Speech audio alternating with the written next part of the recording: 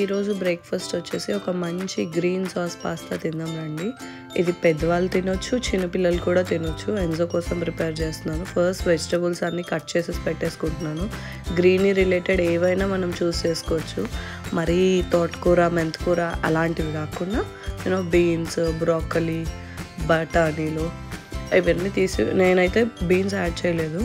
Buckwheat అని రాగి pasta, buckwheat brand నుంచి రాగి పాస్తా ఆర్డర్ చేశాను. అవి ప్యారలల్గా బాయిల్ చేస్తూ ఇంకొక సైడ్ ఈ కట్ చేసుకున్న వెజిటబుల్స్ లైక్ పీస్, పాలకూర, బ్రోకలీ, ఆనియన్ అండ్ టమాటా ఇవన్నీ తీసుకున్నాను. బాయిల్ అయిపోయిన తర్వాత పక్కకు తీసేసి అది ప్యూరీ చేసి పెట్టుకోవాలి. ఈ రాగి పాస్తా కూడా ఆల్మోస్ట్ బాయిల్ అయిపోయింది. ఎంత సాఫ్ట్ అయితే అంత మంచిది కదా అని కొంచెం సేపు ఉంచాను. దాని తర్వాత ఆయిల్ వేసేసి పెప్పర్, ఈ పేస్ట్, చిన్న కొంచెం ఆరిగానో ఫ్లేక్స్ ఉంటాయి కదా అవి రెండు కలిపేసి మిక్స్ చేశాను. ఈరోజు కొంచెం పాలు తక్కువ తాగాడు, సో ఆ పాలు కూడా మిక్స్ చేశాను. కొంచెం క్రీమీ టెక్స్చర్ ఉంటుంది అని. యాజ్ వెల్ యాజ్ ఈ బాయిల్డ్ పాస్తా కూడా యాడ్ చేసేస్తే సరిపోతుంది. కొంచెం సాల్ట్, బాయిల్ చేసేటప్పుడు కూడా కొంచెం సాల్ట్ అండ్ చిన్న స్ప్రే ఆఫ్ ఆయిల్ వేసాను. తర్వాత ఇంకా ప్లేటింగ్ చేసేసి ఇచ్చాను అనమాట.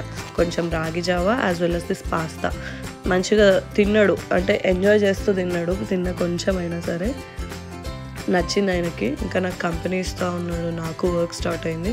పక్కనే కూర్చోపెట్టుకొని ప్యారలల్గా తినిపిస్తూ చూస్తూ ఉన్నాను అనమాట. అది ఇది ఇది అది కావాలని చెప్తున్నాడు. సో మెల్లగా స్పూన్ ఎలా అలవాటు చేసుకోవాలో నేర్పిస్తూ ఉన్నాను.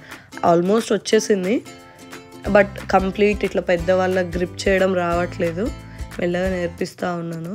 ఇంకా నాకు మీటింగ్ స్టార్ట్ అయిపోయింది. నాకు కూడా కంపెనీ ఇస్తున్నాడు, మమ్మీ ఏమైనా హెల్ప్ కావాలా